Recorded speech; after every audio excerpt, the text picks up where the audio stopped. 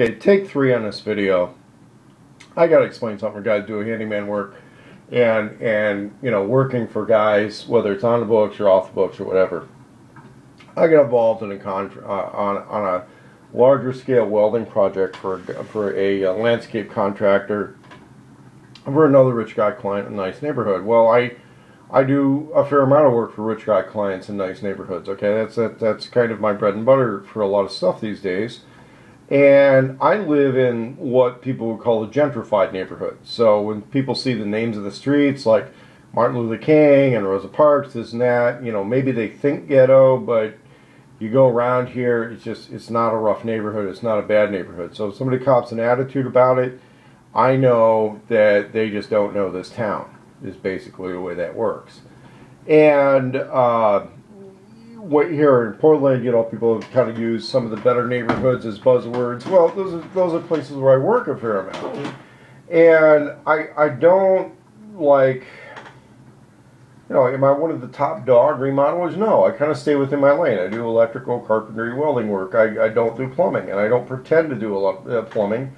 But, you know, if somebody wants me to change the thing. But I'm welding. I kind of do have an idea what I'm doing, but I don't run a full-fledged shop, which is one of the reasons I don't charge full-fledged shop rates.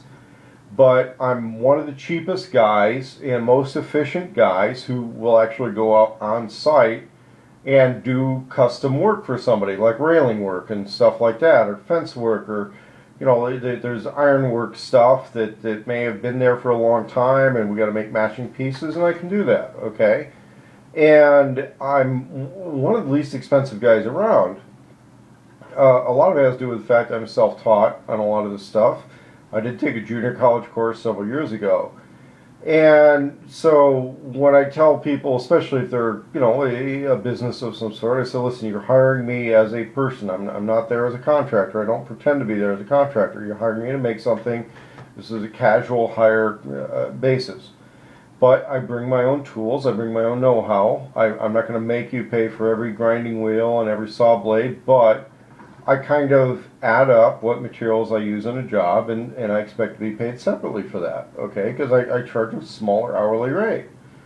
Well, and I tell people that coming into the starting gate. Now, when I'm trying to guess how much material is going to be used on a project, I don't want to come up short, because then we're screwed around for days trying to get that material shortage handled, okay?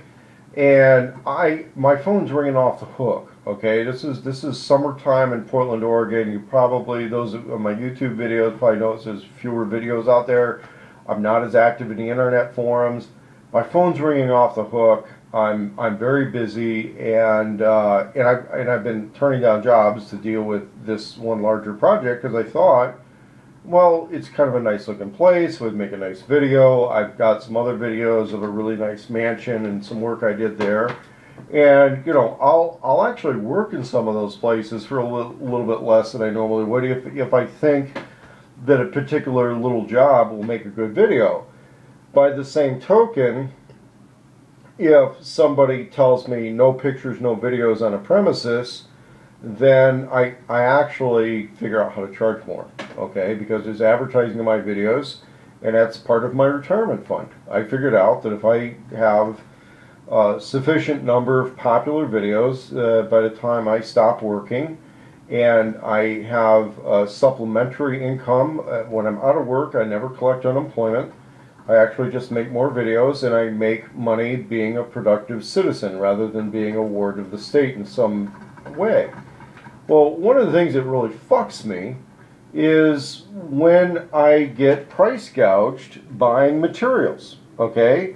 And it doesn't just fuck me for the 60 bucks they overcharge me. Now, this is going to a major welding supplier in Portland, Oregon, okay? This is Airgas. This is like, if you look these guys up, you realize this is a major company, major welding supplier. And when it says order type cash front counter, okay, that means I pay as I go. Okay, I'm not running an account. I'm not 90 days late on these things. I pay as I go. When I go and I exchange my gas bottles, I pay for them. Well, the thing is, sometimes I'm working for a client who's paying attention, and they say, because I told them, I said, listen, you know, I just bought this gas locally, and I think I paid a little high for it. And he says, really? Well, let's, you know, call around a little bit, and we call another welding supply place, and these are the numbers they gave me for the exact same product. So to fill this bottle that was $67.21 at Airgas, this type of bottle right here, it was $38.50 at a place that's kind of like out in the farm country. Not incredibly far away, but about 10 miles away, which would, you know, probably take me another half hour, 45 minutes compared to the trip to Airgas. Probably would have cost me another 45 minutes to do it. Well, for 60 bucks I would, but I didn't know. Okay, and so it makes me look stupid. And this guy's talking about, you know, me not running another job for him again because, or I got to take the loss because he only wants to pay the lower price for the materials. And I talked to friends about that, and they said, listen, if you go and buy materials and you just show the guy the receipt and he doesn't like the prices, you know, tell him to get fucked and walk away, which normally I probably would do, but I can't take that back. Okay, I can't return that. I can't do that. And there's a few Arabs that I used to work for that would kind of do that with me, and that's one reason I won't, you know, I don't work for them anymore. And so when this happens, you know, you guys got to understand that if you have a retail business and you have multi-tier pricing, one, I think it's kind of dishonest, especially when somebody's a cash customer. I understand if you got to wait for your money, why you want a little bit, you know, you want a little more in that action. I understand that. I don't understand why I should be paying 40% more. And I can tell you right now, Airgas guys, the company that quoted me these prices is a company that buys their gas wholesale from Airgas. Okay, which means that when I walk into a place that does wholesale and retail, the reason I paid this price difference is they kind of looked me up and down and decided that's what they're going to charge me. And that's not cool. I mean, it just cost me a job. And I can't even quit this fucking thing because they won't pay me anything until it's complete. And then I'm fired. Okay? This is what happens, guys. You know, this is what happens on some of this stuff. And it's not always happy stuff. I did some videos at their house. I'm not even gonna fucking. I don't think I'm gonna follow up with it. I'm not gonna follow up on this guy's stuff. You know, if I do videos in somebody's house, it's because I'm on good terms with them. But I can't have somebody threatening my YouTube channel either by rescinding on that or being a prick. And one reason that I agree to do certain jobs at maybe a lower than going rate is because I think that, hey, I can also get some good pictures and videos out of the job, and, you know, it helps build everybody up. You know, it helps out their thing by saying, yeah, our stuff has been featured somewhere, or helps me out to show that, hey, here's a project I worked on and some experience I got working on this project.